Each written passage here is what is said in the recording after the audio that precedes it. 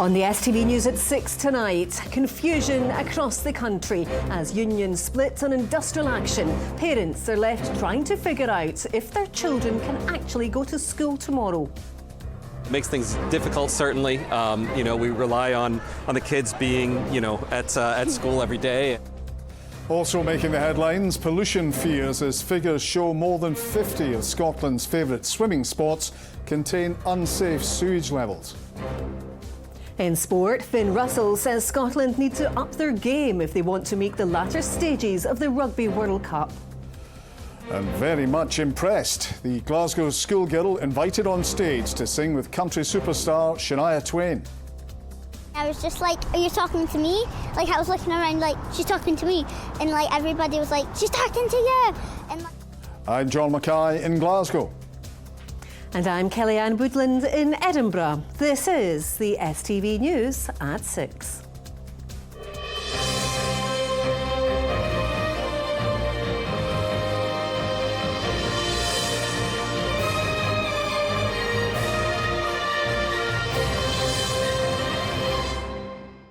Good evening.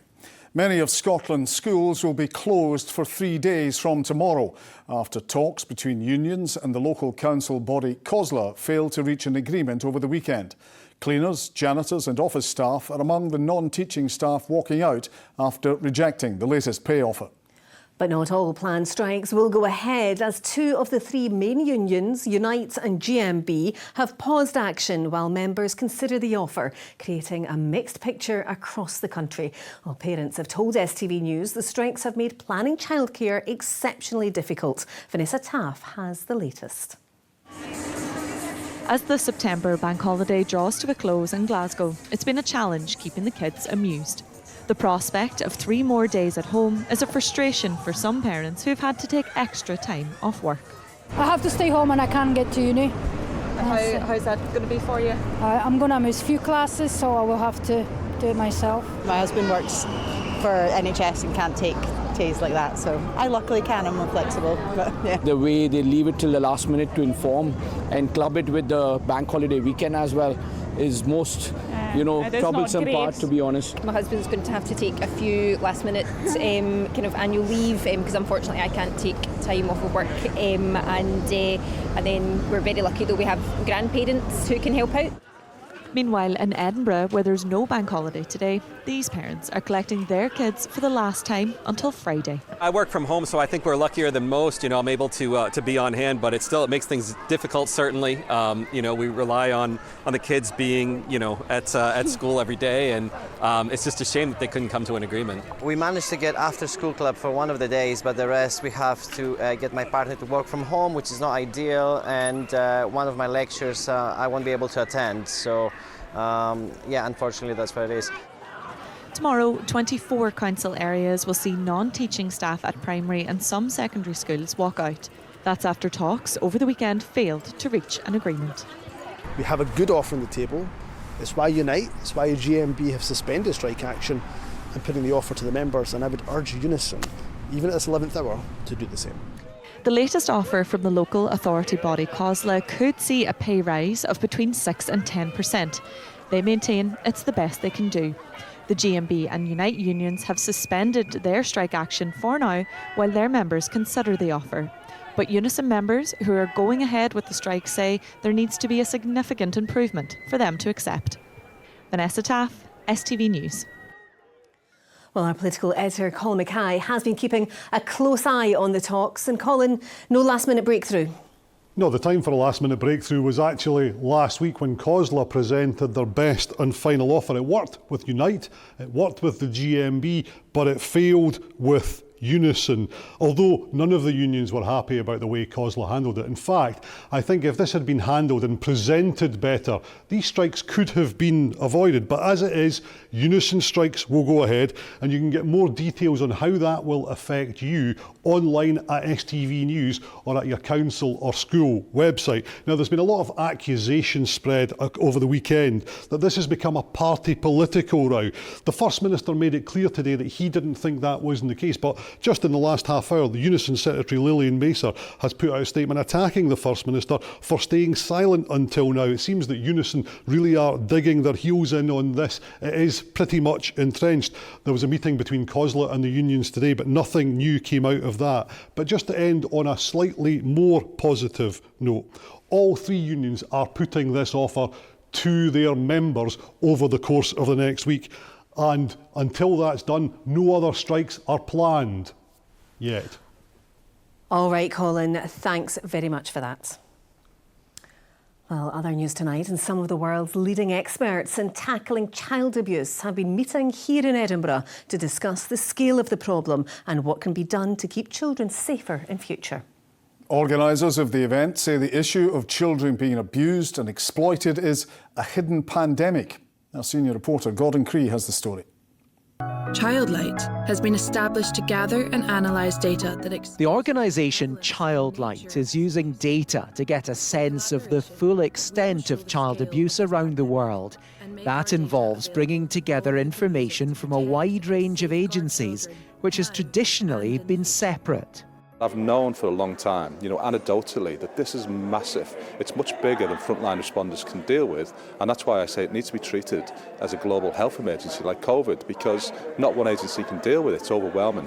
Figures from Police Scotland show that in the year to April, 500 arrests were made and 800 children ultimately protected from the abuse. The force is backing a campaign urging people who go online to groom or abuse children to get help to stop. This conference brings together almost 800 delegates from nearly 70 countries around the world, hoping that their shared expertise can help find global solutions to a global problem. It's within the capabilities of people to keep our children safe. And we need to maintain that optimism, we need to maintain that drive, and this is what this conference and this Congress will do. It's here to mobilise and it's here to highlight the issues. Although much of the focus here is on abuse being carried out across borders, a reminder too that much of it is closer to home. Data shows us that 80 to 90% of the abuse happens to children by their family members, people that they know, people within their circle of trust. Like I said, either their family members, teachers, coaches, as we have one keynoter here who will speak about his abuse from his football coach. This conference lasts for 3 days, but the potential from discussions here could shape how children are kept safe for years to come. Gordon Cree, STV News, Edinburgh. More than half of Scotland's most popular swimming spots have been found to have unsafe levels of sewage contamination. 50 of the country's 89 designated bathing waters breached safety limits for bacteria on one or more occasions since May. This also includes freshwater swimming, with one of the most polluted areas on the list being Luss Beach at Loch Lomond, where our environment correspondent Caroline Lewis is for us now. So Caroline, what more do we know?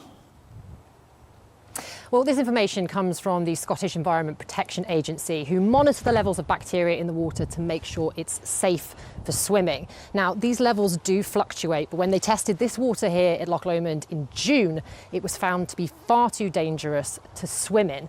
Now, this is happening mainly down to an outdated sewage system, which overflows every time there's heavy rainfall. To give you an indication of how bad the problem is, sewage was pumped into our waterways more than 14,000 times last year alone. So it's unsurprising that it's finding its way to beauty spots like this.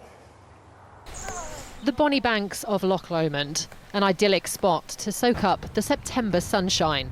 From paddleboarding to boat trips, it's a busy day on the shore. I think it's just the name. It's the song as well. Everyone knows Loch Lomond. It's one of the biggest bodies of fresh water in the whole of the UK.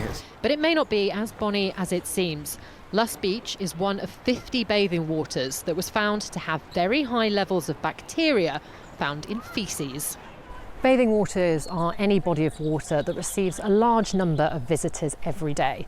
They have a designated status and are regularly tested to make sure there's no risk to health. But this one here at Luss over the last 6 months was found to breach bacteria levels on 2 occasions. One of those, it was 7 times higher than the safe limit. I think I was a bit, horrified and disappointed though that it has actually happening in Scotland. Never heard that. No. That's a nice thing to learn the day whenever we're just going out in the water. Over in Australia, everyone's in the water all the time, so it's always clean, and they sort of go out of their way to make sure that doesn't really happen. So hearing that up here, when it's so beautiful, yeah. Scottish Water insists water quality in Scotland is generally good, but added it would be enhancing its assets near bathing waters where necessary. There's a lot of villages, a lot of houses on the banks, and even the surrounding area. There's a lot of people can still be miles away in the water.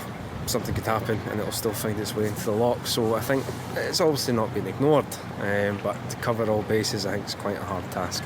But swimming in raw sewage is not just unappealing. It can have serious health implications. The Scottish Environment Protection Agency advises not to go in the water for 48 hours after heavy rain.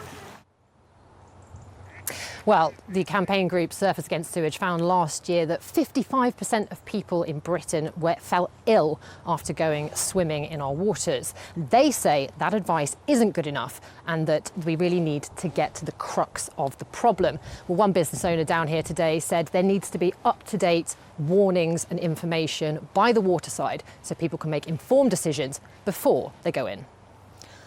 All right, Caroline, live from Luss at Loch Lomond, thank you for that. To other stories, and the Scottish Ambulance Service has received more than 200 hoax calls so far this year.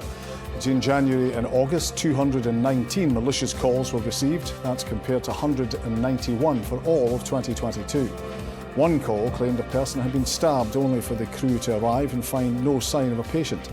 The Ambulance Service is reminding those responsible of the lives hoax calls put at risk.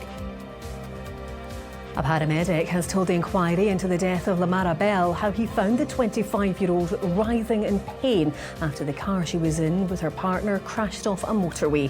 28-year-old John Yule also died after their vehicle left the M9 near Stirling on July the 5th, 2015. The pair lay undiscovered for 3 days after a police control room operator failed to log a 101 call reporting the crash. The number of people rescued by Tayside Mountain Rescue Team is the highest in its 52-year history. It's thought social media has been driving more visitors to the area, which has resulted in the surge in call-outs. Team leaders say it's important people do their research and are properly prepared before taking to the hills. It's again been a year-on-year increase for us, so we're currently, although we're only in September, that's us now in our busiest year in 52 years of police mountain rescue in the Tayside area. 92 incidents as of yesterday, and our highest previously was 82 as of last year. So it's just getting busier and busier. And plans for a space centre at a former NATO spy base in Kinross have been given a £300,000 cash boost. Known locally as the golf ball, the site is one of a number of projects in Scotland to receive funding as part of the UK government's Levelling Up Fund.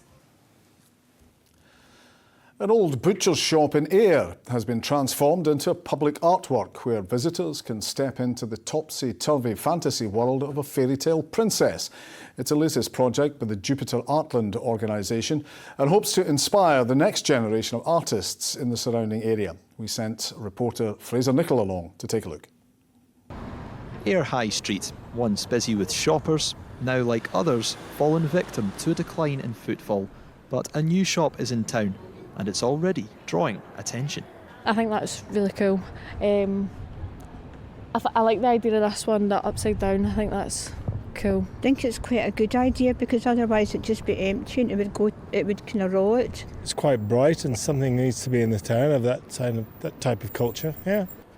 Don't Buy Me is the brainchild of Scottish artist Rachel McLean, whose art has been displayed all around the world. Step inside and you'll enter her dark imagination, a dystopian toy shop where nothing is for sale. I think Ayr's a really interesting place. It's been a market town for over 800 years, so a place where people go to buy and trade, and I think for that reason it's interesting to bring a shop here that's kind of inverted or perverse in the sense that it looks like a shop but it has signs that say "Don't buy me" and you literally can't buy anything, so it's almost like this kind of resistance to that process.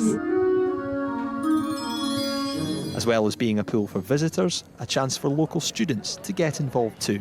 To see Rachel, who's an amazing artist, and how successful she is, and the fact that she made something like this is very inspiring. It's not your usual type of artwork that people expect to see, especially somewhere in air. It allows people to see different types of art in places you wouldn't expect to see it. I'm really passionate about public art, that culture belongs to everyone, and not just in traditional places like galleries and museums. I think there's something really empowering about taking over public space, and that's why our young people are at the forefront of our programme, because it's their voice we really want to amplify. The shop is open until Christmas, and if it's a success, it could soon be coming to an empty shop on a high street near you.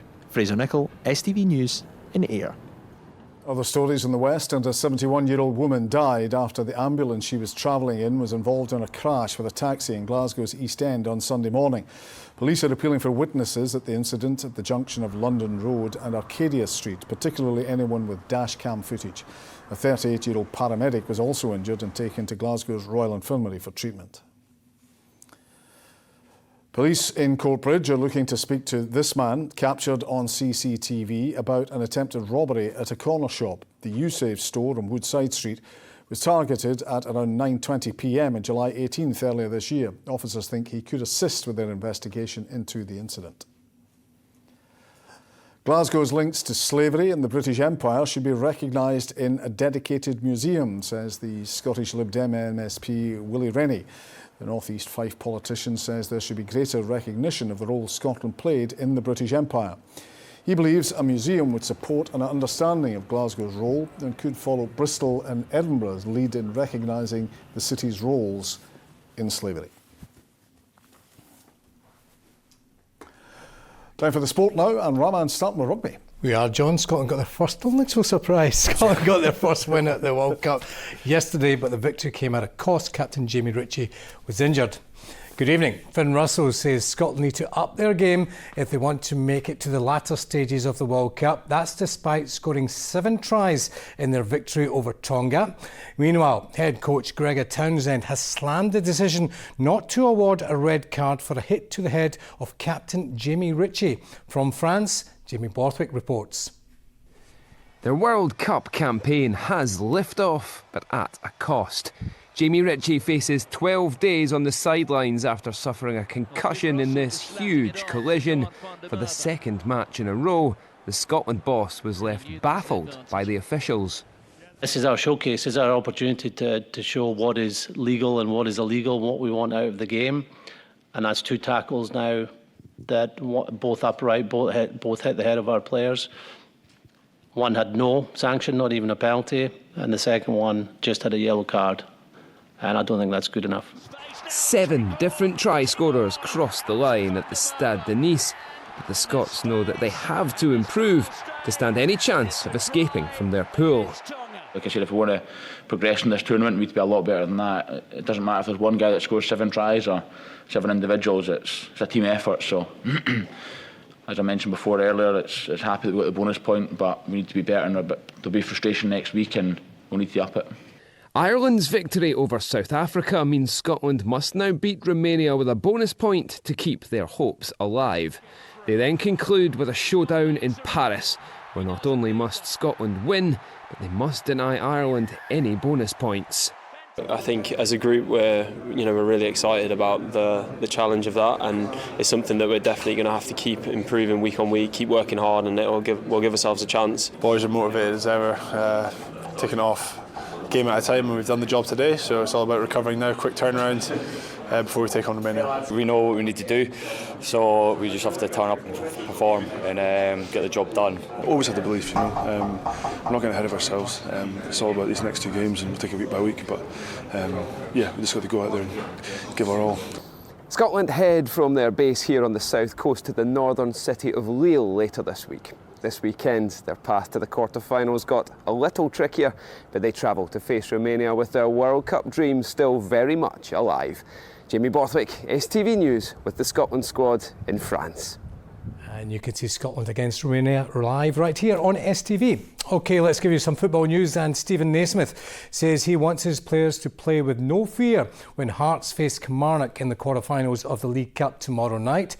Pressure is beginning to build on Naismith after his side's latest defeat at the weekend. But Cammy Devlin, who has extended his stay with the club, is confident the team will come good under the head coach.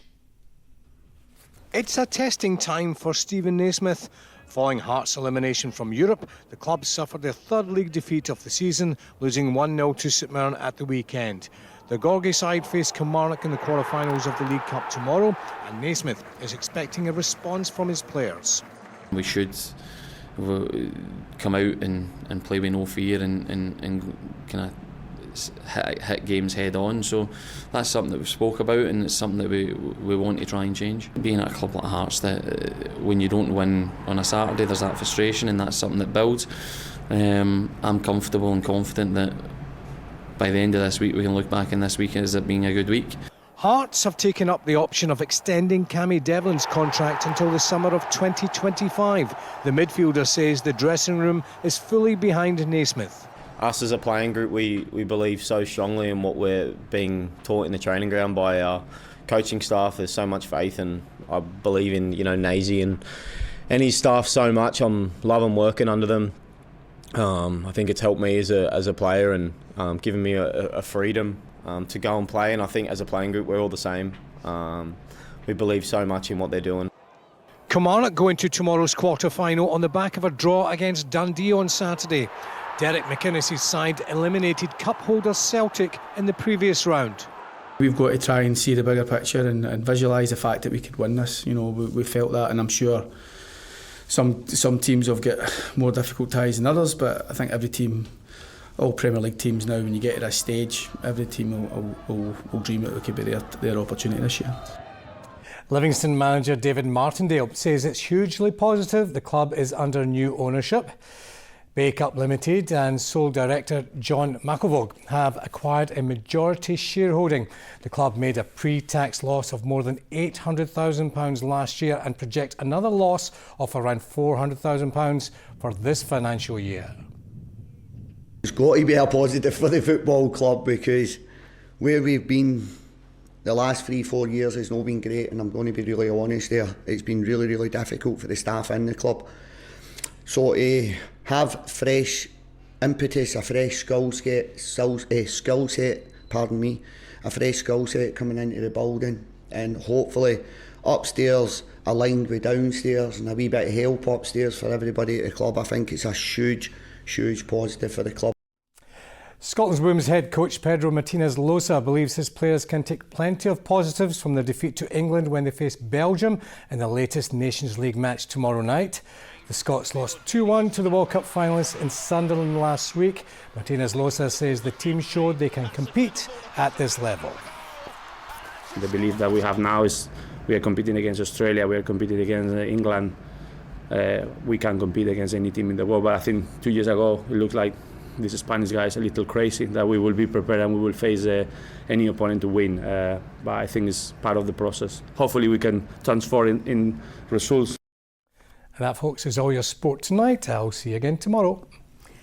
Thanks very much, Rahman. OK, let's get the weather out from Sean. It's looking like a chilly one.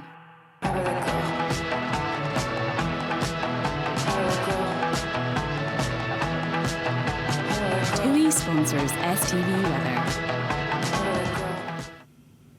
Very good evening to you. Well, the squirrel in my back garden was very busy through the weekend collecting up the chestnuts. A blustery wind, gusts of wind around 65 miles per hour yesterday in South Lanarkshire, and also plenty of rain around. It really feels like we're in the depths of autumn, and it's going to stay that way this week. We've got Storm Agnes on the way Wednesday and Thursday. Now, through tonight, still going to be blustery out there, but most of the showers should ease away, and quite a warm wind at the moment. Temperatures about 13-14 degrees overnight, so staying on the mild side. Now, look at this tomorrow morning. Yuck, a horrible start to the day. We've got windy conditions, we've got plenty of rain coming through, some of that heavy as well. So a very wet start to the day, but in the afternoon we go into sunshine and showers, but some of those showers will still be quite heavy and possibly thundery, and temperatures still on that warmer side, about 17 to 18 degrees Celsius. Here comes Agnes. She's just to the southwest of Ireland Wednesday morning, and through Wednesday into Thursday she tracks away towards the north of the country. Now the strongest gusts of wind will be on the south and southeastern flank of the low pressure system, so we will see a swathe of strongest winds across the south of Ireland, Wales and also the northwest of England. And look at that, you can see that darker shade here. Inverclyde Coast, Ayrshire Coast and Fleece and Galway, the possibility of gusts of wind reaching around 75 miles per hour, and also parts of Argyll. So possibility of disruption middle of the week. Bye-bye. TUI sponsors STV Weather.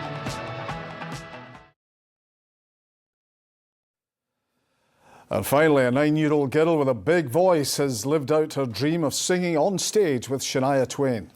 Adriana Kroll from Uddingston was at the Superstar Hyros concert on Friday, where the Queen of Country Pop deemed her an inspiration. Caitlin Hutchison met the young singer to find out more about this once-in-a-lifetime experience.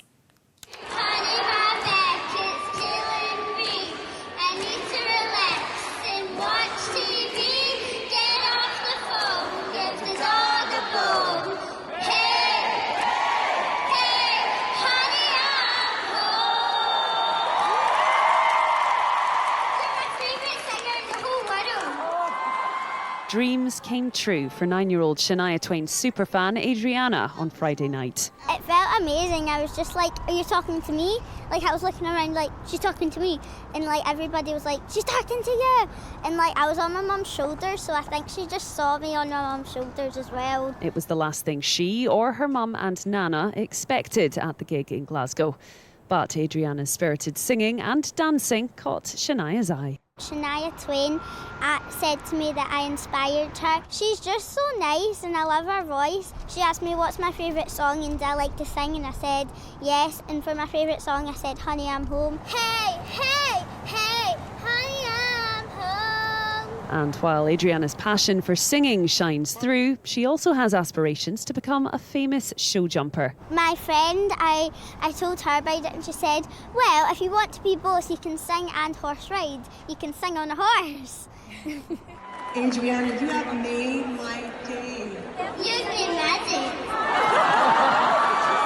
With star quality that did impress Shania much and a Let's Go Girls attitude, Adriana's already plotting her return to the stage. Caitlin Hutchison, STV News, Glasgow. That impress you much, John? Of course. And John, you're still the one for Scotland Tonight. 10:40, and that will impress you, believe me. Good night. Good night.